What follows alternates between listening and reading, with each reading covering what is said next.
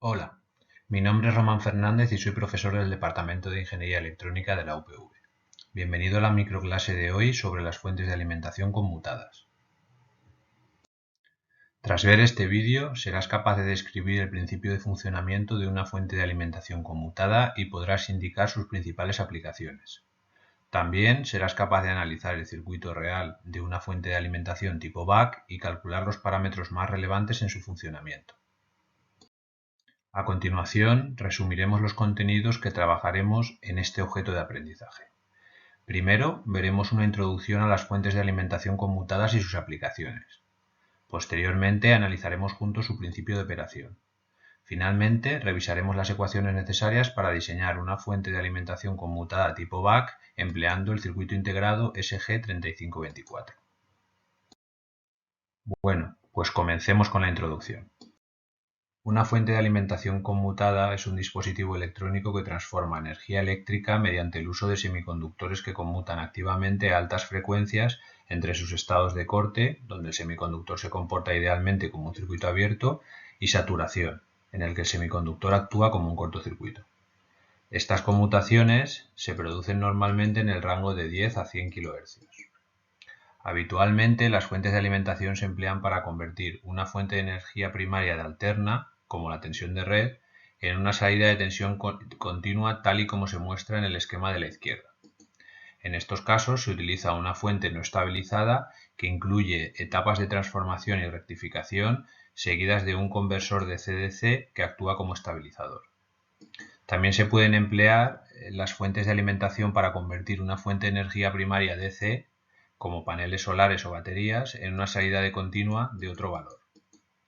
Las aplicaciones de las fuentes conmutadas son múltiples y entre ellas destacan los dispositivos de carga de batería, las fuentes de alimentación de los ordenadores personales o las fuentes de alimentación con varias salidas. ¿Cuáles crees que son las principales ventajas de las fuentes de alimentación conmutadas? Las fuentes conmutadas son más compactas y ligeras que las fuentes de conmutación lineales debido a que requieren transformadores más pequeños y de menor peso. Además, su rendimiento es muy elevado, pudiendo superar el 90%. Sus principales inconvenientes son la mayor complejidad de diseño y su elevado nivel de interferencia electromagnética, debido a los cambios abruptos en las corrientes de conmutación. A continuación, profundizaremos en el principio de funcionamiento de un convertidor de energía DC-DC, base de las fuentes conmutadas. En el diagrama de bloques de la figura se muestran las diferentes etapas que constituyen un conversor DC-DC. Suponemos que la tensión de entrada VNE es una tensión continua no regulada como la que marcamos con el círculo rojo. Esta tensión pasa a través de nuestra etapa de conmutación que la trocea, generando una tensión como la que se muestra ahora. La tensión troceada entra en la etapa donde se localizan los componentes que almacenan la energía, es decir, las bobinas y los condensadores. También se puede ver esta etapa como un filtrado. La salida es una tensión continua V0 como la que se muestra marcada en la pantalla. Para que este sistema funcione adecuadamente se requiere de un módulo de control que coordine la conmutación de los semiconductores a través de un bucle de realimentación marcado con la flecha azul.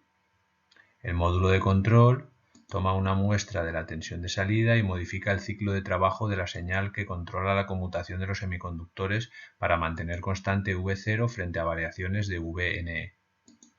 La señal de control no es más que un tren de pulsos de una frecuencia elevada, normalmente decenas de kilohercios, cuyo ciclo de trabajo varía con el tiempo. Cuando la señal de control está a nivel alto, los semiconductores están en conducción, mientras que cuando está a nivel bajo pasan al estado de no conducción o off.